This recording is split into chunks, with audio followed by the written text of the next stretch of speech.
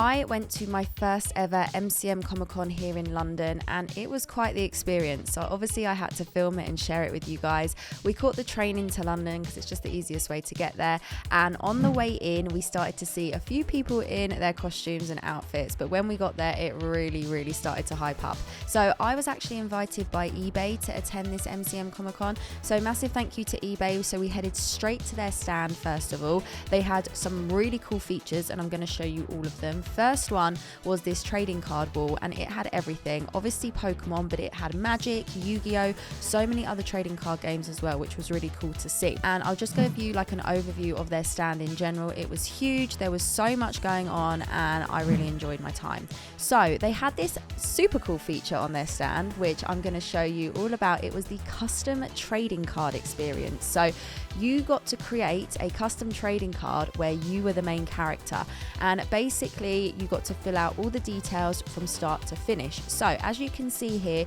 you got to choose your title, you also got to choose your powers as well. You actually got 2 powers on the card, and then you got to pick the actual design of the card. And you're about to see what that looks like as well. So I picked Spell Shield and also Negotiate. So once you've picked all your powers, you can then choose your power rating. I just stuck with 50-50 just to keep it even. And then they had some really cool designs that you got to choose from as well. I chose the sort of Stranger Things card design because, as you know me, I love the spooky vibes. Once you've picked all the details that you're putting on the card, you then get to pose for your picture in the TCG booth. So you pose for your picture, you smile, you do whatever you want. I probably should have done a little bit of a different pose, but I didn't really know what to do. Now, not only do you get a physical copy of the card, you actually get a digital copy as well. So that gets emailed to you, and then you can go over to the collection stand, and that is where they are printing your cards and putting them together. And it's all instant. You don't even have to wait. It's like a couple of minutes and there it is. You can go and pick it up. We then decided to head around the actual event so we could check a few more bits out, see what was going on. And obviously we stumbled across some Pokemon stands, which is exactly what we were looking for. This particular stand actually had the original wrap Hidden Fates tins, which was pretty cool. And as you can see here, lots of modern, but like huge variation, ETBs, booster boxes, collection boxes, tins. So once we had a little bit of a wander around, we did head back to the eBay stand because we were doing some interviews with fandom. So I was super lucky and I got to do my interview in front of the Vex wall. Now this was a feature wall at the stand that the artwork had created by the artist Vex. As you can see Vex's signature on the actual wall itself. And during this we just answered some questions about collecting, the hobby, just a little bit of everything. And this is the first time I've done something like this before, so it was really cool, a little bit nerve-wracking, but I enjoyed myself. And yeah, I'm really happy I got to do it in front of the artwork here because it just really pops in the background and it looks really cool. So we did some interviews, and like I said, we were talking about the hobby, and then at the end of the interviews I actually got to do a quiz as well, which was super fun. So all of that will be coming out on fandom, so do keep your eyes peeled for that. So once the interviews were finished, I then got to go and look at the rest of the stall that I didn't get to see in the morning, and they had some items on display. So they had a graded base set booster pack PSA 10. They also had Magic and Yu-Gi-Oh as well as Pokemon. They had a base set Charizard, which was super cool, and then they had some modern as well, so some modern alt arts. We got the Rayquaza from Evolving Skies, the Gengar from Fusion Strike, and the Glaceon from Evolving Skies, which everyone knows is so popular at the moment. They even had a stand where there were some eBay sellers with some of their items that they had on their eBay account. So this guy in particular had brought his binder with him, and it was mainly Japanese, but there were some really nice cards in here. As you might have spotted at the beginning, there was one of my favorites, the Korokoro Mew, and then this memo card. So that Chansey card, I actually picked up a copy of that when I was at Worlds earlier this year at the Excel, which was super cool. So Dean got to do his interview and he was in front of the trading card wall, and then after the interviews were done, we got to go and wander around. Now Maurice, shout out Maurice, had a picture with Maurice, and then we saw this shiny Charizard. Now the outfits here were just incredible, like people just go above and beyond. So we had a little bit more of a wander around, started to check out what some of the other stands had on offer, and again, as you can see, there was just loads.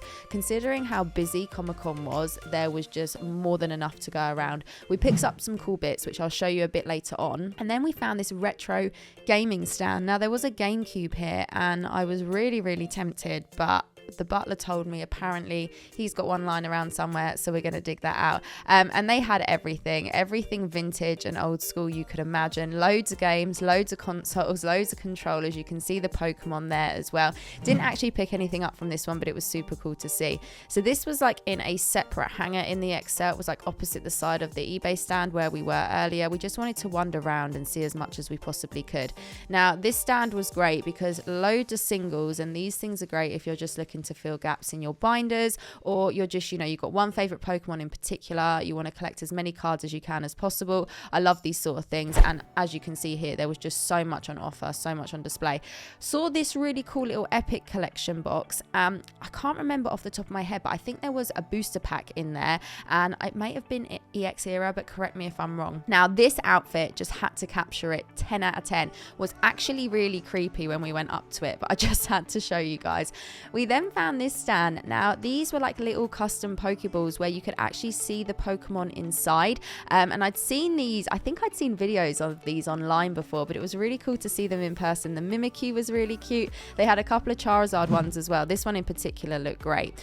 We then stumbled across some really cool slabs that you don't really come across very often. In particular, I like this Pikachu campaign as well, the good old Chonkachu that everybody loves.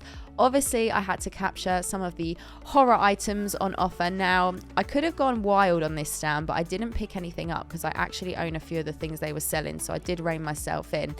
So we kept wandering around, kept seeing what other Pokemon was on offer, and again here, there was so much here. There was slabs, there were singles, the binders, and like I said, we did actually pick up some cool bits, and there was just so much on offer. This stand just went on for days and days. Even the plushie collection was 10 out of 10. Now, if you know me and you watch the channel, you will know that I don't actually have any more space on my backdrop for any more plushies. Lots of modern binders, vintage binders as well. Just so much on offer. And as you can see, gaps in the binders, they'd already been raided. So here are some of the pickups that were made on the day. Lots of raw cards, and some of them pretty cool as well. Not really cards that I'm picking up super often. We got some really nice full art EX cards. I love that Blastoise. Charizard EX as well. Rayquaza EX, obviously some of the favorites. Love this Mewtwo. The texture on that card looks incredible, and you can kind of see it there.